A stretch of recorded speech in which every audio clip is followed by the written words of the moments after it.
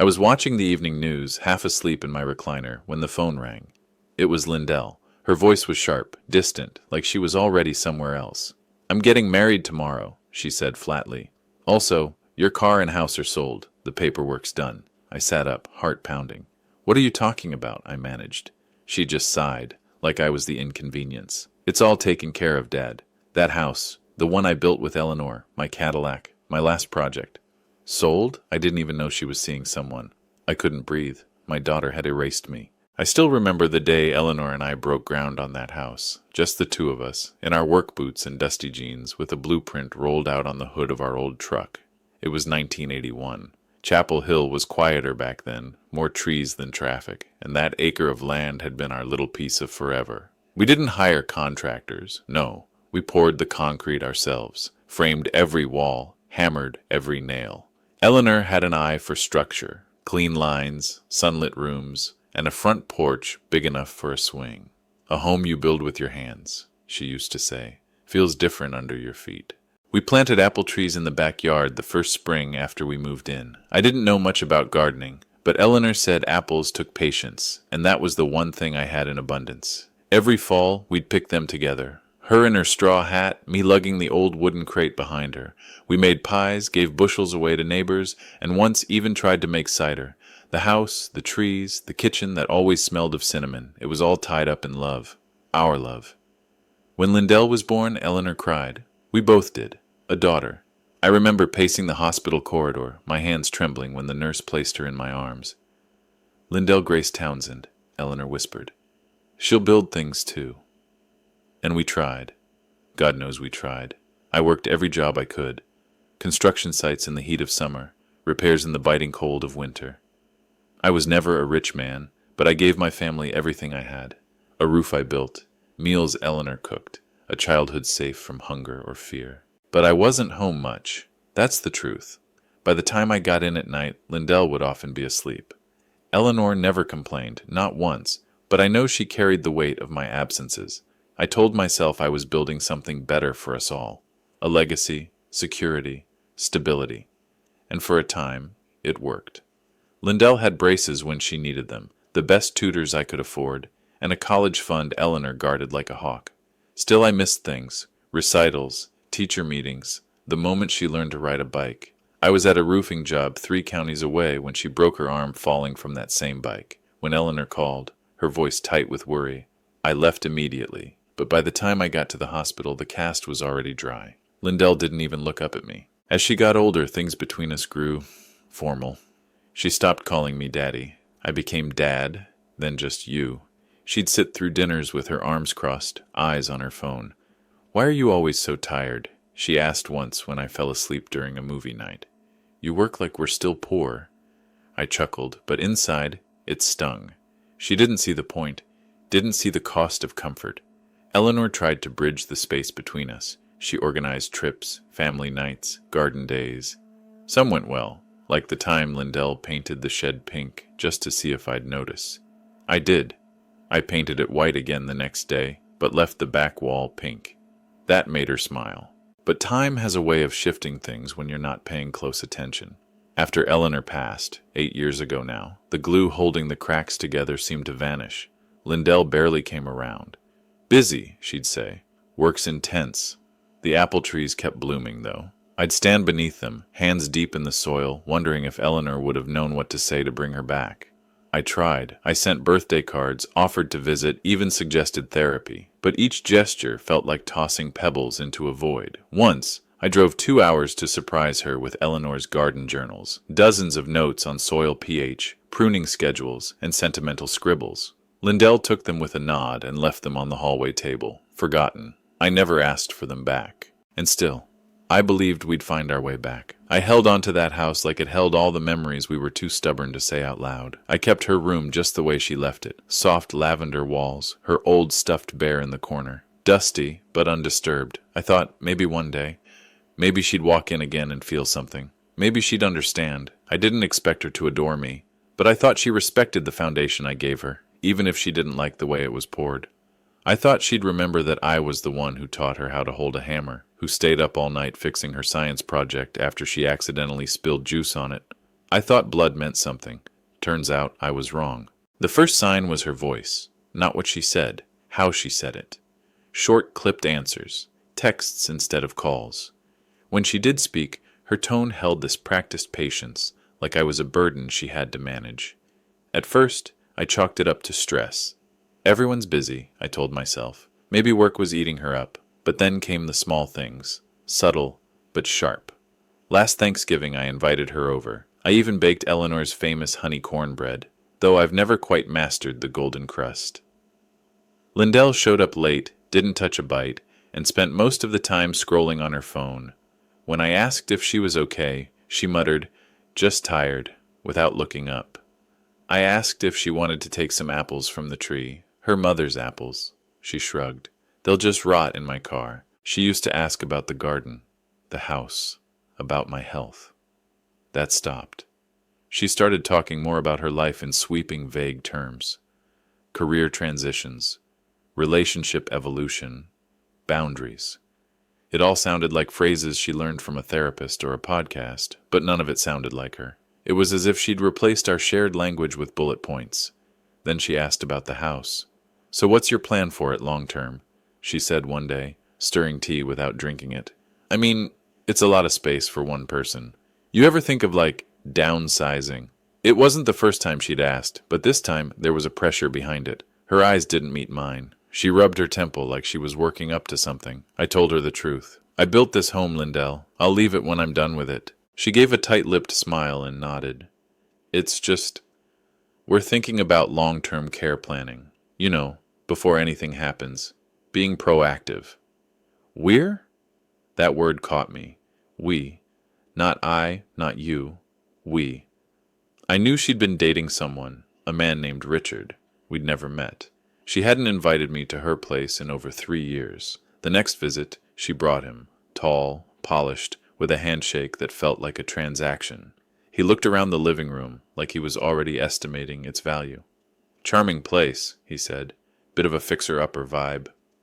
That was the first time I felt something churn inside me. I made polite conversation. I watched how he walked through the house, fingers trailing along the banister I carved. When I showed him the workbench in the garage, the one Eleanor and I built side by side, he whistled and said, "Bet you could get 6 figures easy just for the land." Lindell didn't stop him. She just laughed. "Dad's too sentimental for all that." They stayed an hour. When they left, I stood in the driveway until the taillights vanished. The air felt heavy, like thunder before the storm. The apple trees were starting to bloom again. I stood under one and pressed my palm to its bark. "Are we fading, old girl?" I whispered. "Or just being pruned?" A few days later, Lindell called me, not to talk, but to tell me. She said she and Richard were considering getting married sometime soon, and they were exploring options for starting a family. "A bigger place would be ideal," she said casually. "Maybe with a garden, somewhere with meaning." "Meaning, like my house." I asked, "You're not thinking of this place, are you?" There was a pause. "Well, eventually. I mean, it's just sitting here. It's not like you'll need it forever." That sentence stayed with me. Not like you'll need it forever. I told myself not to jump to conclusions. Maybe she didn't mean it cruelly. Maybe it was just poor phrasing, but the words had edges. After that, she started visiting more, but never alone. Richard came every time, and each visit had a purpose. "Just checking in," they'd say, but their eyes kept scanning the walls, the floorboards, the attic. Richard brought up zoning laws over coffee. Lindell asked if I'd thought about refinancing or setting up a joint ownership. I started keeping the front door locked even when I was home. The tipping point came when I overheard them in the kitchen. I had stepped out to the porch to fetch a towel I'd left. They didn't hear me return. "We'd renovate the whole back half," Richard said. "Turn it into a master suite, maybe add a nursery." Lindell's voice. "He'll resist, but we'll talk him into it. He just needs to feel like it's his idea." My hands were shaking as I stood outside the door. The towel dropped from my grip. I stepped inside, quiet. They changed the subject fast.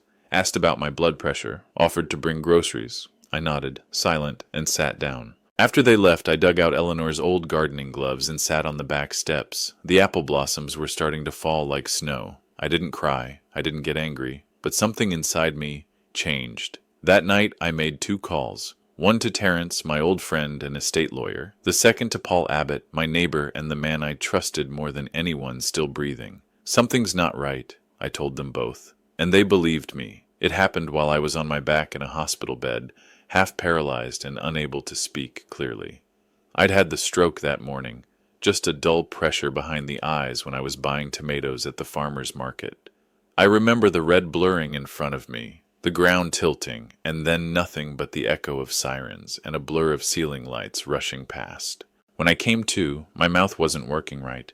My left arm was heavy as stone. I couldn't lift my leg. The nurse smiled gently and said something about good timing, and Dr. Rivera got the clot.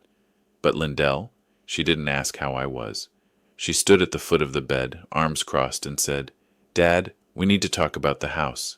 That was her greeting. Not, "I'm glad you're alive." Not, "You scared me." Just business. She even had a folder with her, documents inside. Her boyfriend Richard wasn't there, but I could smell him all over the language. "You're not in any condition to live alone anymore," she said.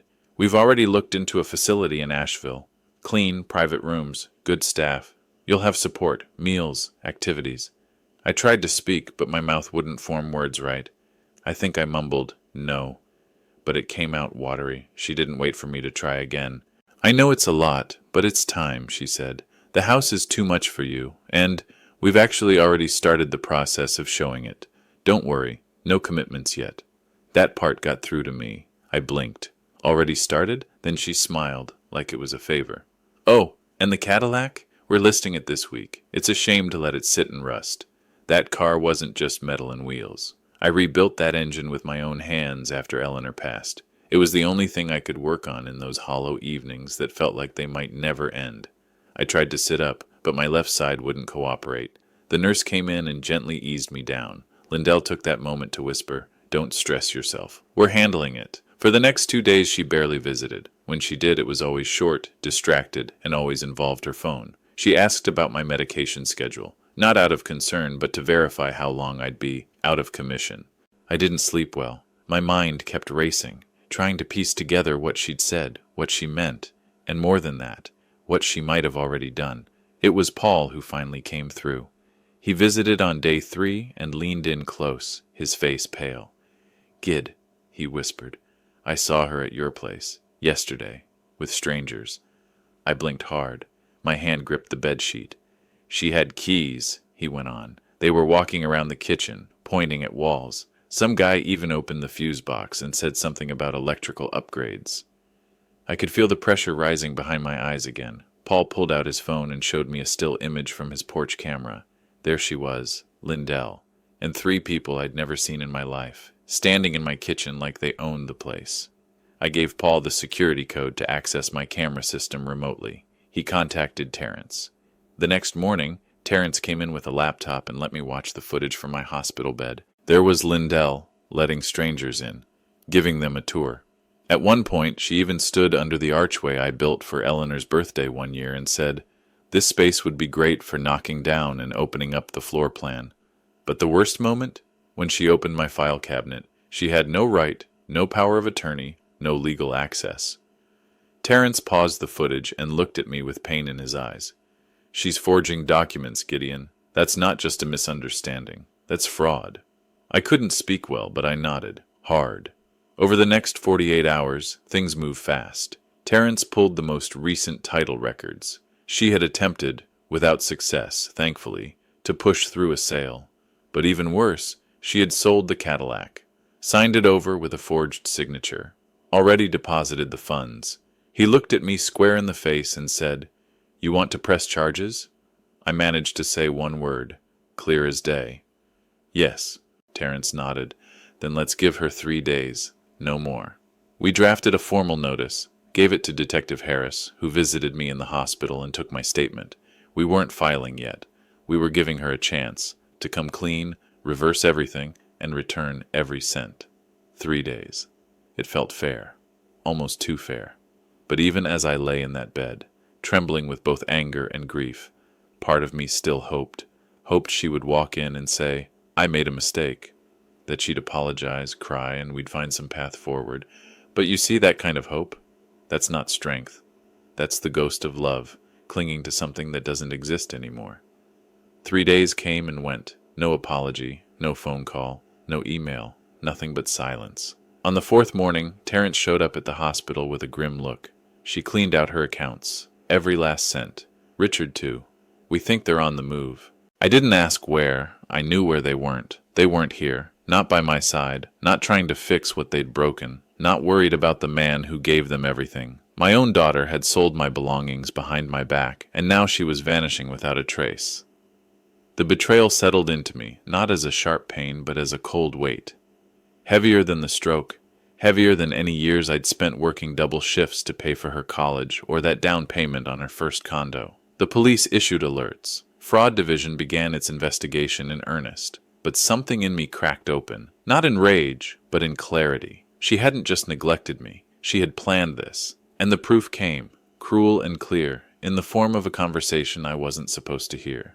Paul, God bless him, had installed a backup microphone in my house years ago after a break-in scare. We'd forgotten about it. It synced to his home system across the street. He brought over the recording that night.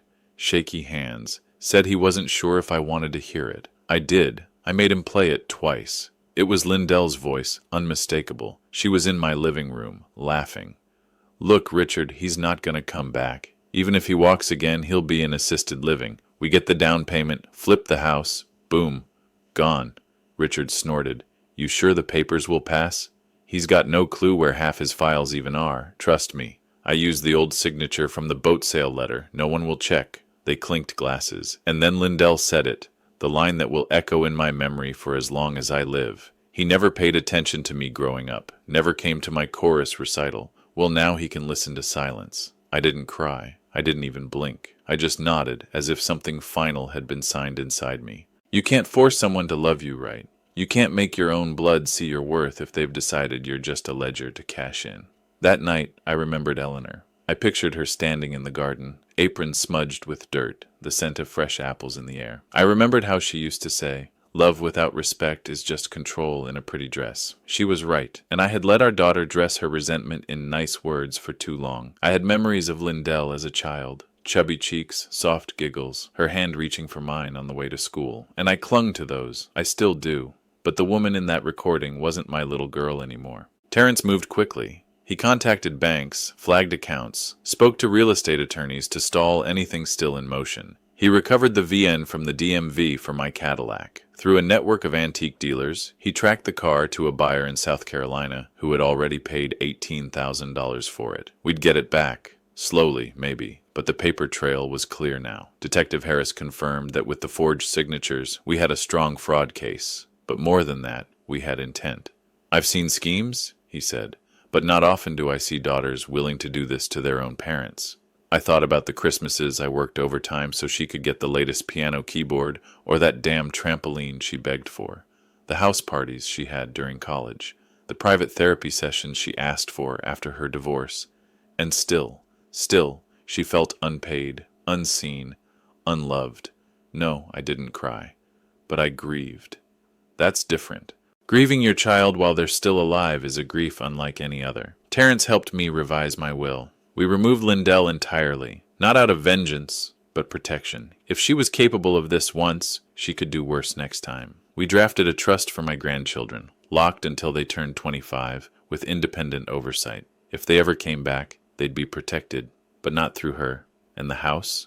It was still mine for now, but I felt no warmth in its walls anymore.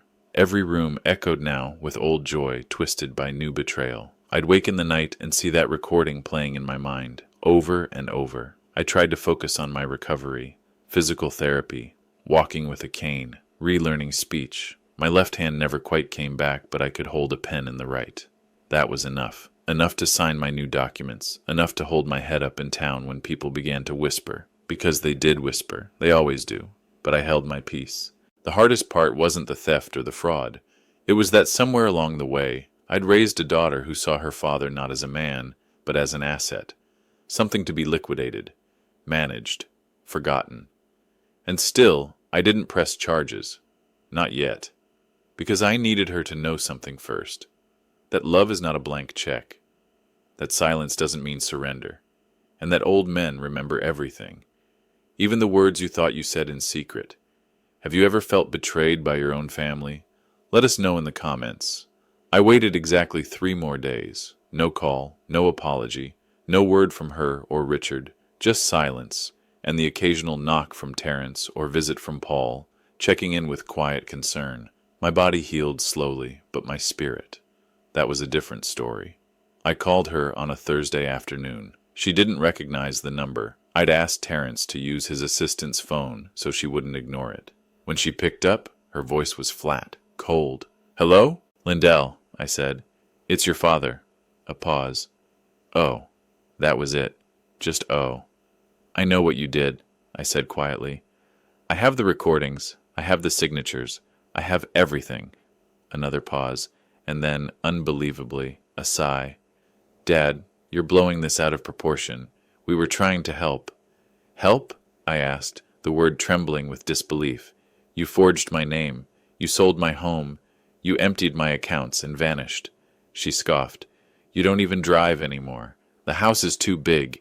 You'd end up in assisted living either way. Richard and I just got ahead of the curve." "Got ahead of the curve," I repeated, "by stealing." "You're acting like we took your soul," she snapped. "It was stuff, Dad, just stuff, and we needed it more than you."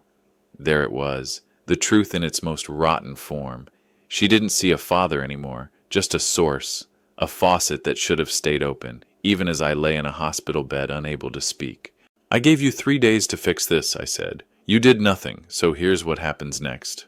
"Oh, come on, Dad. You're not going to press charges," she interrupted. "You don't want to drag our family through that. You wouldn't do that to your own grandchildren." I let that hang in the air. The manipulation, the thin threat wrapped in guilt. "I've already met with Detective Harris," I replied. "He's preparing charges as we speak. Fraud, forgery, theft." "You're serious?" "As a stroke," I said, "which, by the way, nearly killed me while you were staging real estate tours in my home." Silence. And then, the cruelest response of all, laughter. "You're unbelievable. No regret, no shame." That's when I reached my limit, not in rage, not in anger, but in clarity. She would never see what she'd done as wrong, not unless the consequences made her. "You'll be hearing from my attorney," I said. "Don't call again." And I hung up. I sat still for a long while, listening to the quiet, my breathing, the hum of the heater, the tick of the wall clock. Then I stood, slowly, carefully, and made my way outside. Paul was there, pruning his azaleas. He looked up and raised an eyebrow. "You okay?" he asked. "I finally am," I said. Word spread around town. People started stopping by, offering pies, old photographs, even just a quiet nod on my daily walks. Most didn't say much, but their eyes told me what their mouths didn't. "We heard," they were saying. "We're sorry." One woman, Miss June from church, brought me Eleanor's old gardening gloves. "She left them in my shed the spring before she passed," she said, brushing off a tear. "Figured you should have them." I thanked her with a hug. It helped. A little. Later that week, I got a letter in the mail. No return address. Just my name. It was from my grandson, Jeremy, 13 years old. He wrote, in shaky cursive, "Grandpa, I don't know why Mom and Dad are mad. I miss your pancakes. I miss the treehouse. Mom says we can't talk to you anymore, but I don't think that's fair. I'm going to hide this letter. I hope it finds you. I love you." I read that letter 10 times, and then I put it in my breast pocket, close to my heart. It didn't change anything legally, but emotionally, it changed everything. It reminded me that somewhere down the line, not everything was lost. That maybe the roots I'd planted decades ago hadn't all been poisoned. Terence, meanwhile, had taken full charge of the legal process. He had secured an injunction to halt any further claims on my estate, and he worked with local dealers to begin recovering what Lindell and Richard had sold. My Cadillac had been re-registered, and with some effort was being transported back to North Carolina. We sat down one morning and rewrote everything. My will, power of attorney, medical directives. Lindell was completely removed. A clause was added. If anyone contested the will, all assets would default to a veterans charity Eleanor used to support.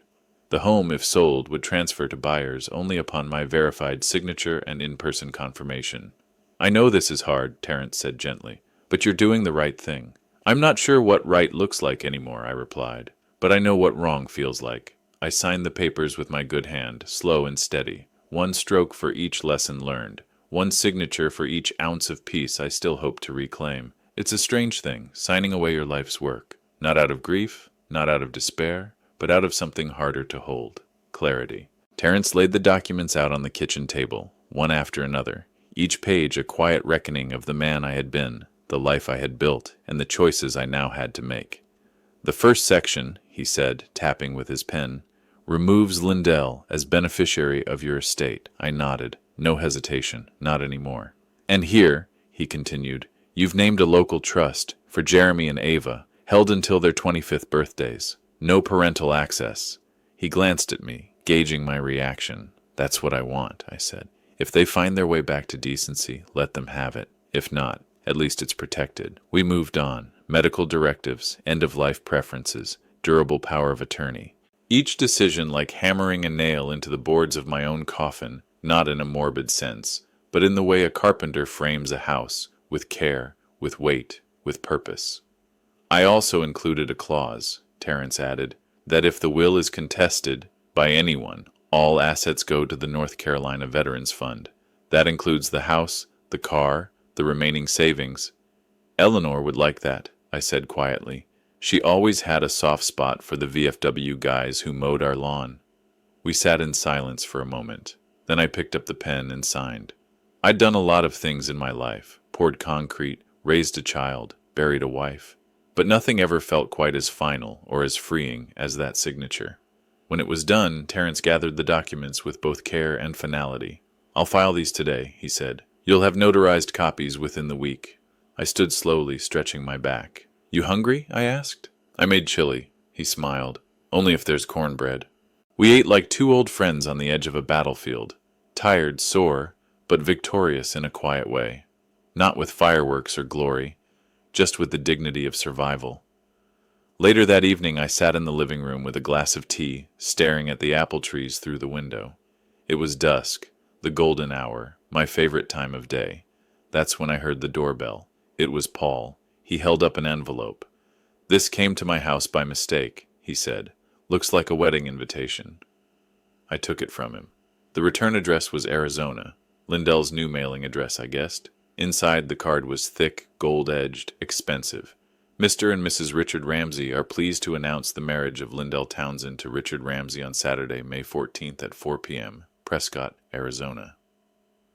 I read it once, then again, and then I noticed the note scrawled at the bottom. Dad, I wanted to give you the chance to show up like a real father. If you're over your tantrum, come celebrate with us. Bring your checkbook. I laughed, not bitterly, not angrily, just amazed. After everything, after the theft, the lies, the manipulation, this was her olive branch? A taunt dressed up in tulle and silver calligraphy? I folded the invitation neatly and slid it into the fire pit outside, watched it catch flame and curl like dead leaves. Paul didn't ask. He didn't have to. You still planning to sell? He asked after a while, his voice quiet. I nodded. The Bennetts made a fair offer. I think it's time. He looked out over the yard. You gonna miss it? I didn't answer right away. I took one last long look at the porch Eleanor painted, the kitchen where we danced on New Year's Eve, the hallway where Lindell took her first steps. Yes, I said softly, but it's not mine anymore, not in the way that matters. He nodded, understanding more than I could say. The next morning, I called the Bennetts, told them I'd accept their offer. We arranged a move-out date. 30 days. 30 days to say goodbye to the ghosts in the gardens. 30 days to figure out who I was without this place. Terence handled the paperwork. Paul helped me start packing. Miss June brought over empty boxes and a pie. Everyone showed up for me. Everyone but her. And that, too, was a gift. Because it made everything simpler. I wasn't just rewriting my will. I was rewriting my future. Not the one I thought I'd have. But maybe, just maybe, the one I needed all along.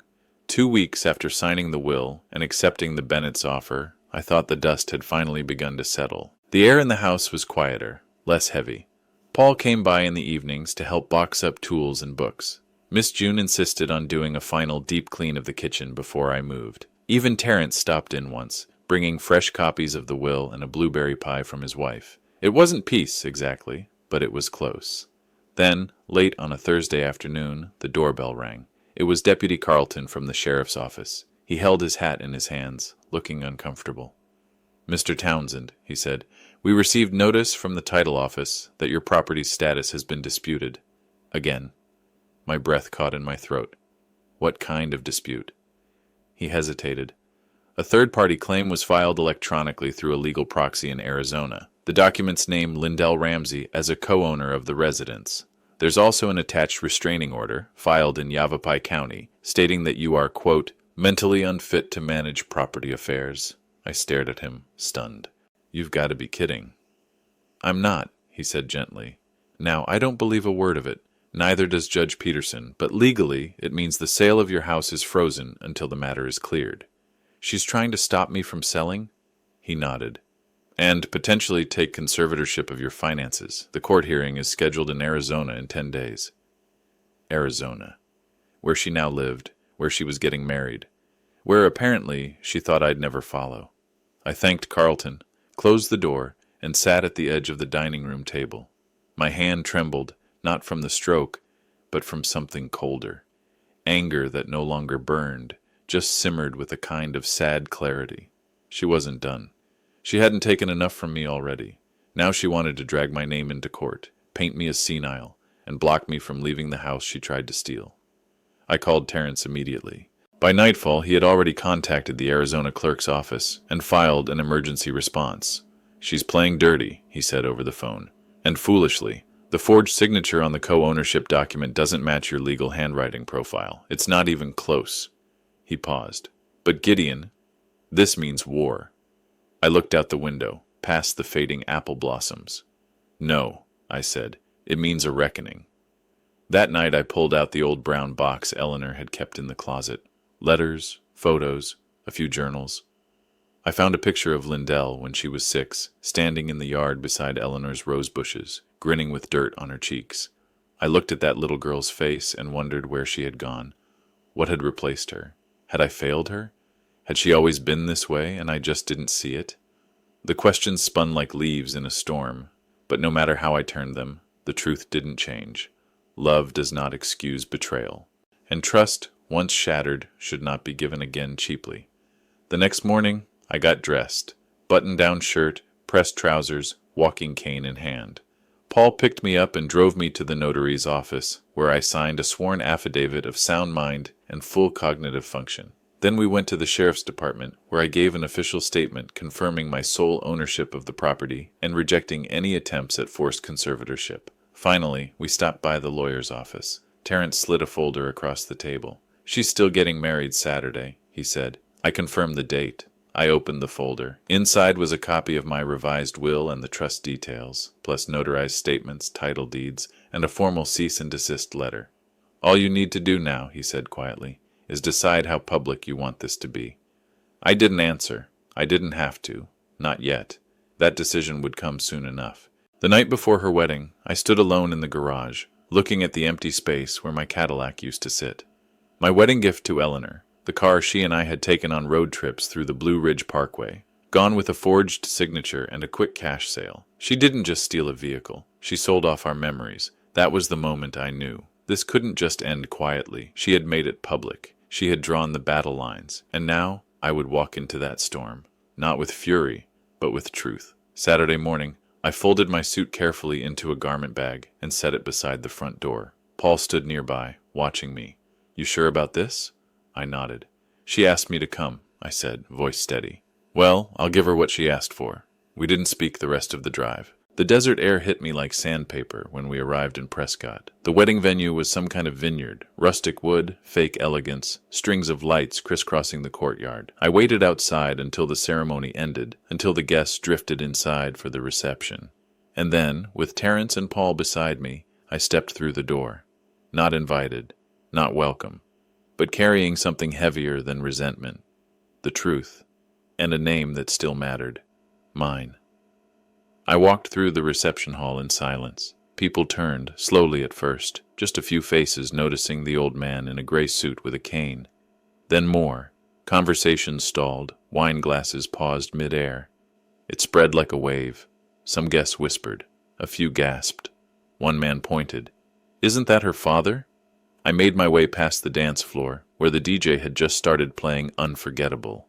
I couldn't help but find that ironic. At the far end, beneath a white trellis laced with fake roses, stood Lindell. She wore a flowing ivory dress and pearls. Her new husband, Richard, stood beside her, hand possessively on her waist. Her eyes met mine, and for the briefest second I saw something. Shock, panic, maybe even fear, but she covered it fast. "Dad," she said, voice raised, "you made it. I wasn't sure you would." Her tone was casual, but her grip on Richard's hand tightened. I stepped onto the platform with Paul and Terence close behind. The crowd was completely silent now. "I'm here," I said. "Not for the cake, not for the music. I'm here for the truth." Lindell's face went pale. "Now's not the time," she hissed, stepping closer. "There's guests, people who don't need to see this." "Then maybe you should have thought of that," I said quietly.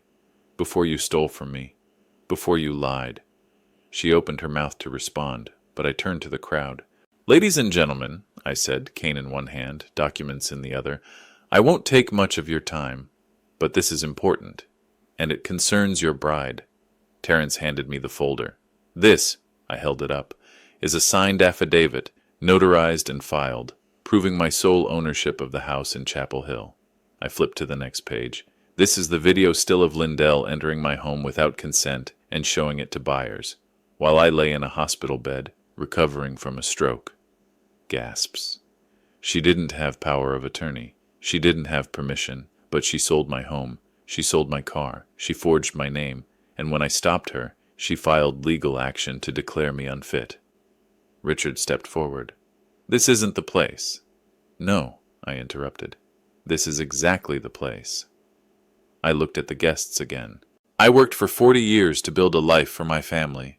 I raised a daughter who at one time I would have died to protect. And when I became weak, when I was most vulnerable, she tried to take everything."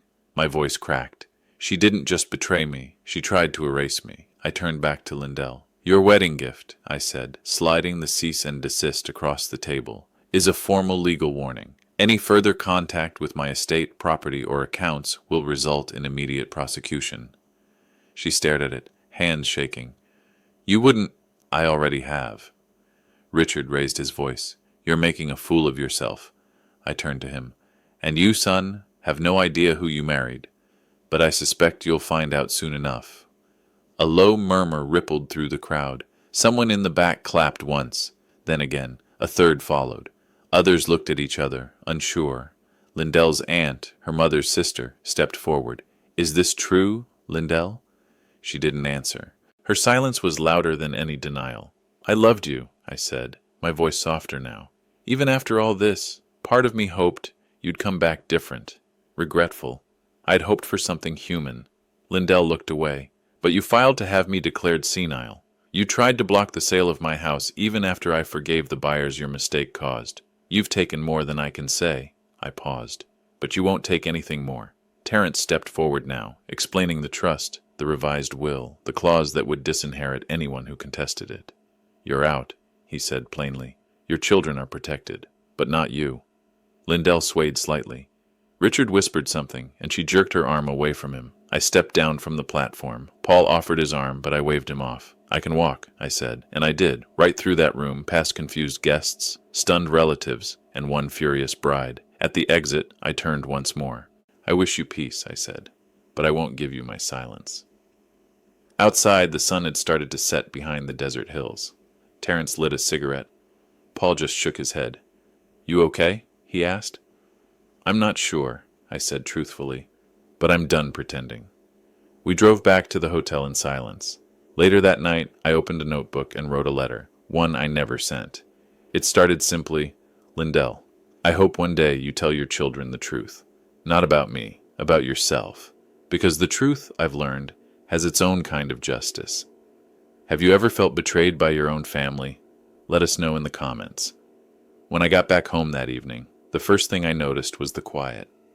It wasn't just the absence of noise from a party or a phone call. It was the kind of silence that filled your lungs and sat heavy in your chest, as if the air itself was holding its breath. The house was still mine, at least for a little while longer. The Bennetts were scheduled to move in 2 weeks. I had boxes stacked in corners, labeled in black marker, kitchen, fragile, books, Donate. Eleanor's things. Keep. I sat at the kitchen table, hands folded, the overhead light casting long shadows on the floor. I could still hear her voice here sometimes, Eleanor humming while she cooked, her slippers dragging gently across the tile, her laughter when I tried, badly, to dance behind her. Now there was only the ticking of the old wall clock. Paul called that night to check in. I let it ring. Then Terence. Same. I appreciated them. I did. But some moments, you just need to sit with the ache. The next morning, I went for a walk. The air was crisp, tinged with the smell of soil and magnolia. The apple trees in the yard were already heavy with fruit. I picked one, wiped it on my sleeve, and bit in. It was sweet, just like Eleanor liked them. Down by the edge of the property, I saw Mrs. Patel, the neighbor 2 houses down. She was watering her garden. When she saw me, she paused. I heard what happened, she said softly. I nodded. She shouldn't have done that, she added. None of it. No, I said. But she did. She hesitated, then offered a paper bag over the fence. Some jasmine cuttings. I remember Eleanor used to grow them. My throat tightened. Thank you. It was small things like that, little kindnesses, that began to break the stillness. I saw Paul 2 days later. He brought over sandwiches and didn't say much. We sat in the living room, chewing in silence, watching squirrels chase each other across the yard. You feel lighter, he finally said. I feel settled, I answered. Not happy, but not angry anymore either. He nodded. That's something. The mail brought mixed reactions. A letter from a cousin in Georgia, shocked but supportive. A card from my brother's widow, offering prayers. And surprisingly, a drawing from my youngest grandchild, Lucy, a stick figure version of me and her holding hands under a tree. No return address, but I recognized the crayon handwriting. I pinned it on the fridge. I didn't know if Lindell knew about it. I didn't care. The drawing reminded me that the story wasn't finished yet. Not entirely. One afternoon, I took out an old photo album. Eleanor and I on our wedding day. Me in a brown suit that no longer fit. Her in a second-hand lace dress that still looked like royalty to me. A picture of Lindell at age 5, with chocolate on her face and a paper crown she'd made herself. That child felt like a memory from someone else's life. Sometimes I wondered if I missed signs back then, small acts, expressions, things unsaid. But parenting, like life, doesn't come with inspection points. You do the best you can, and sometimes that still isn't enough. I walked the length of the house each evening, touching walls I'd plastered, windows I'd installed, floors I'd laid board by board. Each step was a memory, each creak a whisper of time. I didn't feel regret, not in the way people often describe it. I felt clarity. My daughter had chosen a path, one lined with entitlement, shortcuts, and cold ambition. And while I'd given her the tools to live, I hadn't given her the heart to love what we built. That failure was mine, but the destruction was hers. Still, there was peace in knowing I'd drawn the line, that I hadn't folded under guilt or grief, that even now I was protecting what mattered, my dignity, my history, and maybe, just maybe, the small spark of a better legacy through my grandchildren. One morning, I got a letter from the Bennett family, a thank you note. They were moved in, and their son had already turned the old garage into a workshop. They enclosed a photo of the family in front of the apple trees, smiling. I smiled too. That house, for all it had seen, would live again. And I wasn't done yet either. The morning I moved into the lakeside cottage, the sun was just beginning to warm the mist off the water. The place was small, only 2 bedrooms, a modest living space, and a narrow porch, but it hugged the lake like it had always belonged there. I didn't bring much, just essentials, a few keepsakes, Eleanor's favorite teacup, and the drawing from Lucy that still clung to the fridge door like a whisper of possibility. Paul helped me carry the last of the boxes inside, and when we set down the final load, he stood in the middle of the living room, hands on his hips. It's peaceful, he said, and I could hear approval in his voice. That's all I want now, I replied. Peace. But peace, I realized over the next few days, wasn't passive. It wasn't something you just sat in and hoped would fill the empty corners of your soul. It had to be built, just like that old house, just like a life. I started taking long walks around the lake each morning. The path was lined with pine and birch, and every now and then I'd pass a jogger or an elderly couple with walking sticks.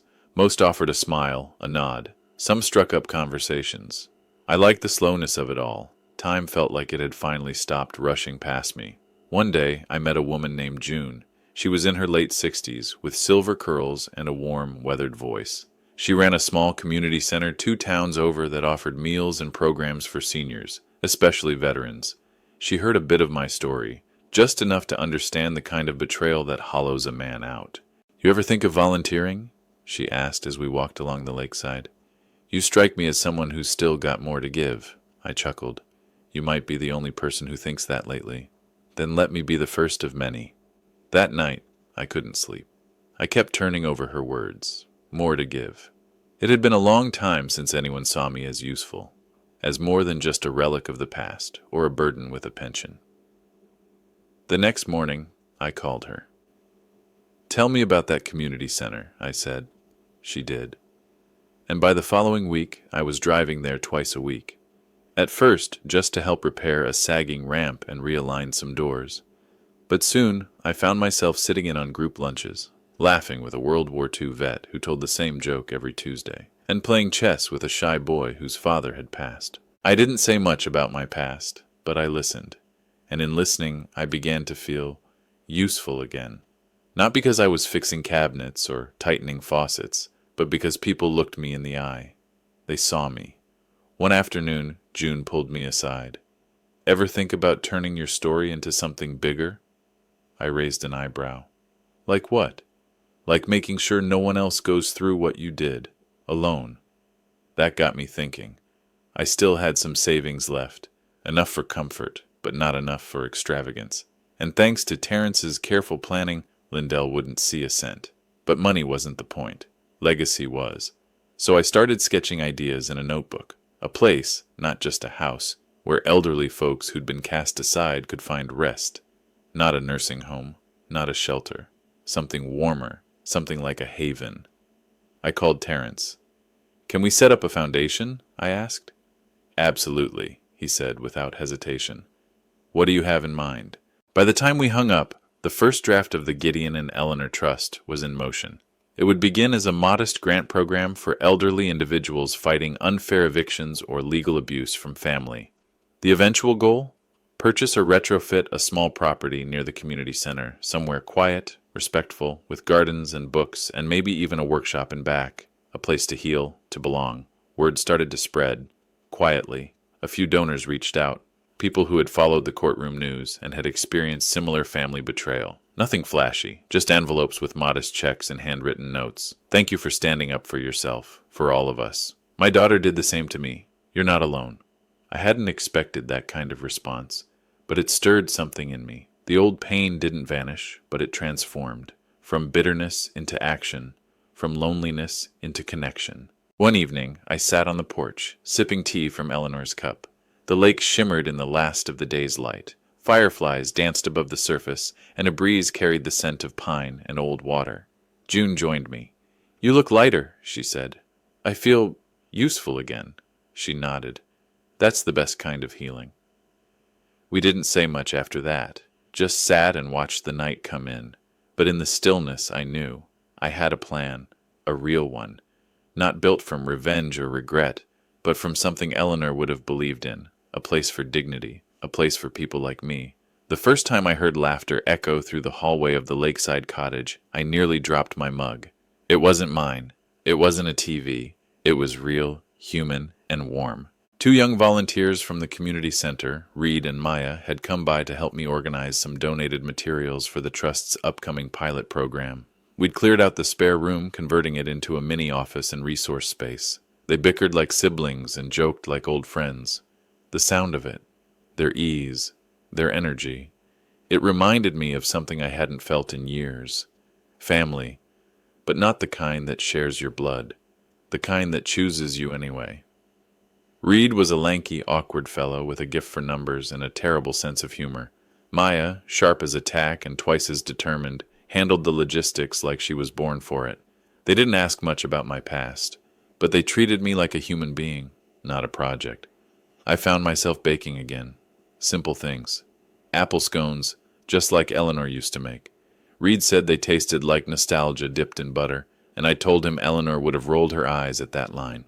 It became a rhythm. They came twice a week. Paul dropped in more often now that the local high school was out for summer. His nephew helped fix up the small tool shed out back, which we turned into a tiny wood shop for weekend visitors. I didn't expect it, but the house filled up. Veterans stopped by, some bringing broken lamps or chairs, more for the company than the repairs. An elderly widow named Mrs. Armstrong offered to run a Sunday reading group. Before long, 6 or 7 older folks circled my front porch each weekend, swapping poetry and paperback mysteries. No one ever asked me about Lindell. They knew. Some had seen the headlines, some had heard whispers at the community center. But here, in this little world I had built from ruin, no one looked at me with pity. Just understanding. Real family, I realized, wasn't loud or dramatic. It was the neighbor who brought over soup without asking, the volunteer who stayed late to catalog donated medical gear, the teen who asked if I'd teach him how to carve an apple from wood.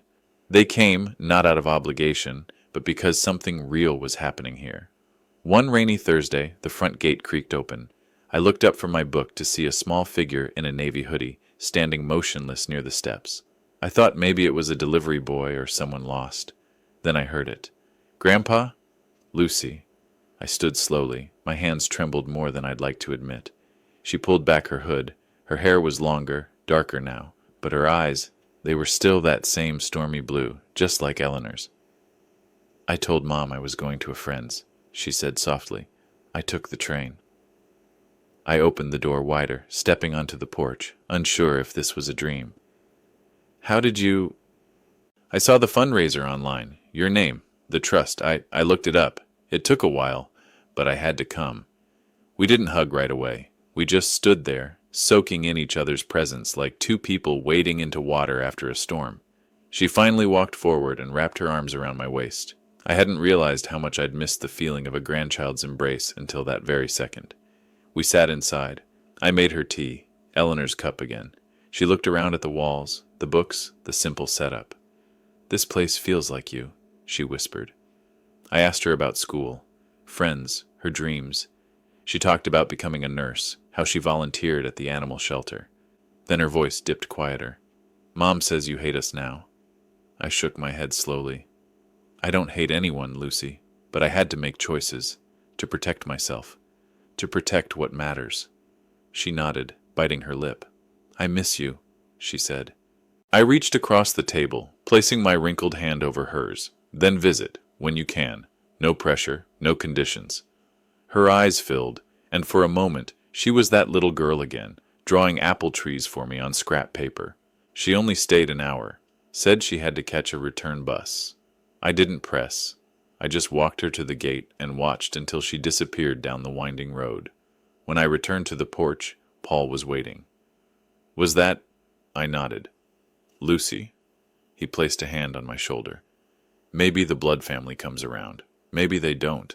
But you've already built something better here." He was right. The foundation had its first 3 grant applications that week.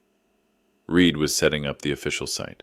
Maya coordinated a visit from a group of senior tenants fighting illegal evictions, exactly the kind of folks we were built to help. The cottage wasn't just my home anymore. It was a hub, a circle of people with tired eyes and open hearts. We gathered around the fireplace some nights. No ceremony, just laughter, stories, a bit of soup, and quiet music. And in that warmth, I found what I thought I'd lost forever.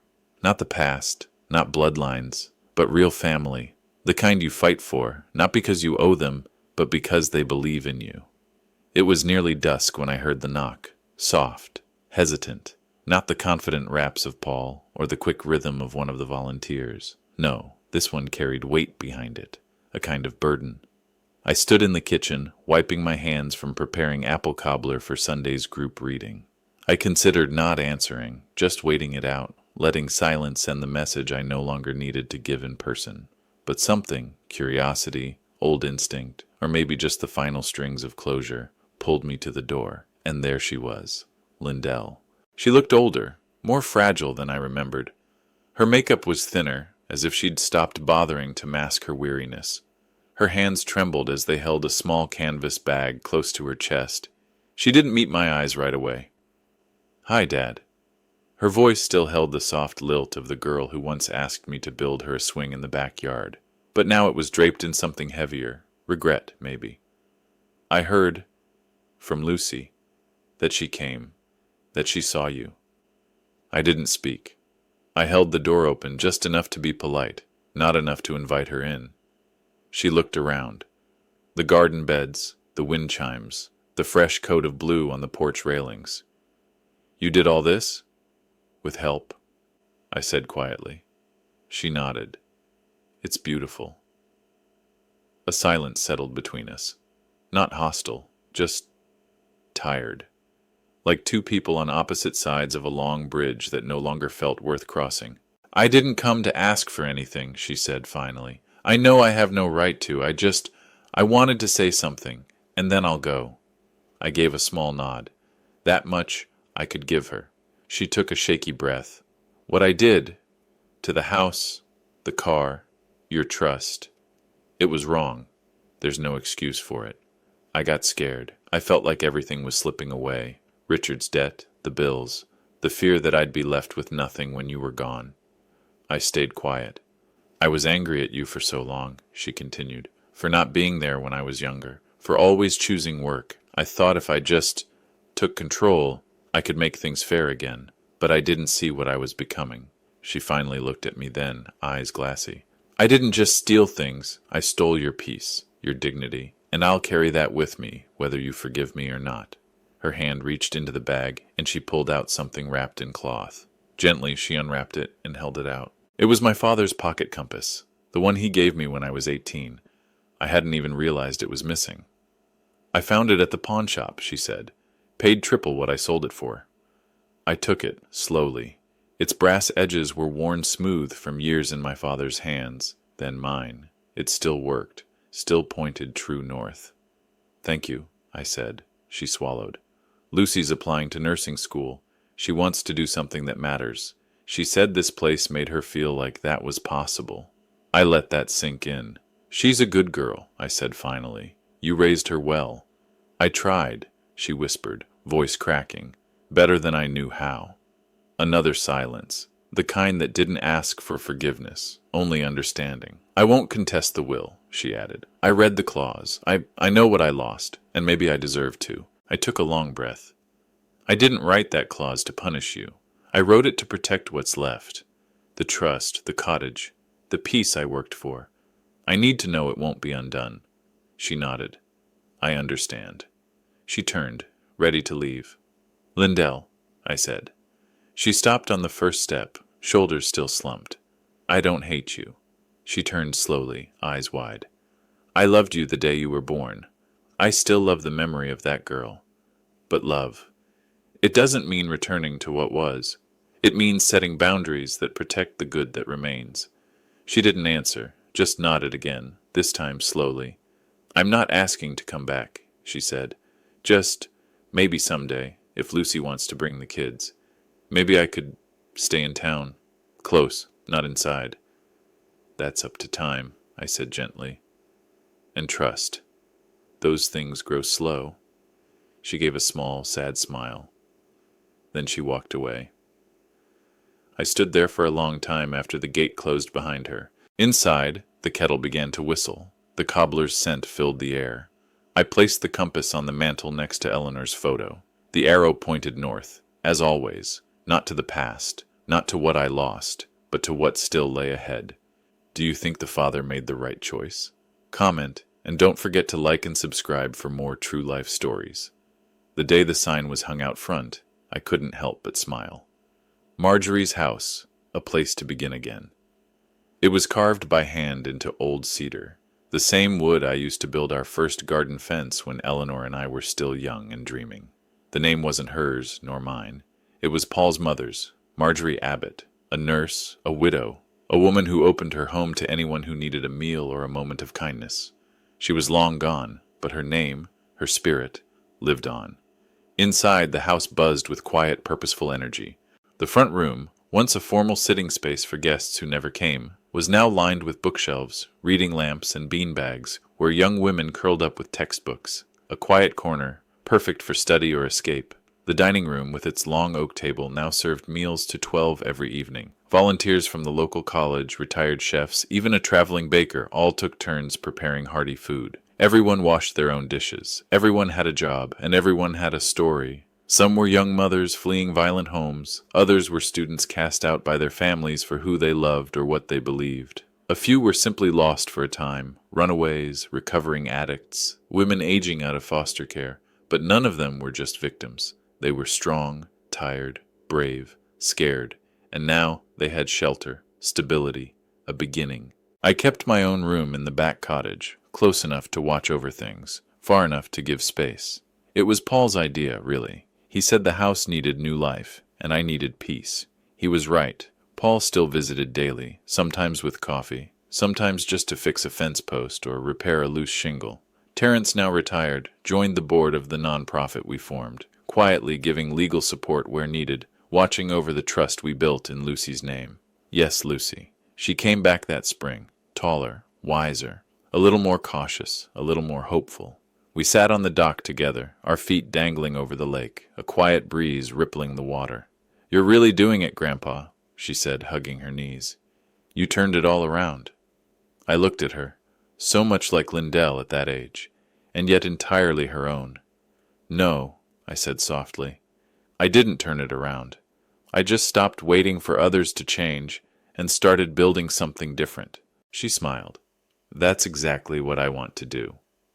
She applied to nursing school 2 towns over and moved into the guest room until classes started. Every Sunday, she read aloud to the women in the shelter, memoirs, poetry, and sometimes even Eleanor's old gardening journals. Some nights, I still walked the garden paths alone. The apple trees blossomed early that year. White petals drifted down like snow across the soil Eleanor once knelt in.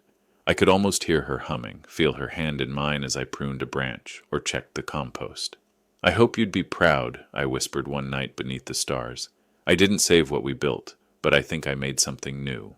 I sometimes imagined her smiling, gentle, understanding, just as she'd been when Lindell first scraped her knees, or when we burned the Thanksgiving turkey and had cereal instead. The past could not be erased, and it shouldn't be. It lived in the walls, the trees, the scars on my hands, and the quiet tremble in my heart when I heard Lindell's name. But the future was alive here. One June morning, the women planned a surprise celebration, something they called Found Family Day. I arrived to find the porch decorated in hand-cut paper lanterns, the table full of fresh pies, and a banner made from stitched quilt pieces that read, "To Gideon, the man who gave us a home." I choked up when I saw it, not because of pride, but because of grace. I had failed in many ways as a father. I had been distant, stubborn, slow to forgive. But somehow, in my twilight years, I had learned to open my hands again. That evening, as the sun dipped low, the sound of laughter echoed through the property. A young woman played guitar near the herb beds. 2 children chased each other with bubbles. Paul dozed in a chair with a glass of lemonade. Lucy danced barefoot on the grass with one of the mothers, both of them spinning, free. I sat back, compass in my pocket, heart steady. I no longer needed revenge, no longer clung to bitterness like a badge. My daughter had made her choice, and so had I. This house, once a monument to my grief, was now a haven for healing. This land, these rooms, this life. It was never meant to be hoarded. It was meant to be shared. And though my name would someday fade, Marjorie's house would stand. Not as a shrine, but as a beginning. For them, for Lucy, for anyone searching for home. And for an old man who finally learned that peace doesn't come from what you keep, but from what you give away.